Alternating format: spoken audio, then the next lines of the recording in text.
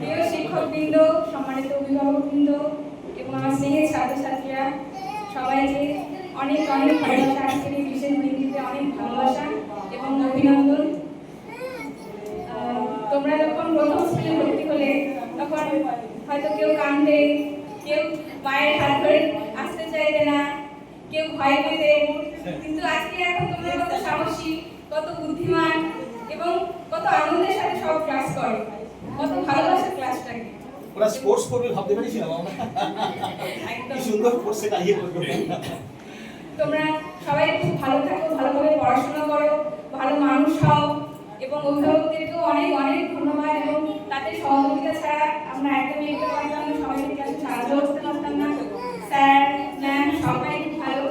আর student, তোমরা আরো ভবিষ্যতে আরো ভালোভাবে এগিয়ে চলো, এই কামনাই করি।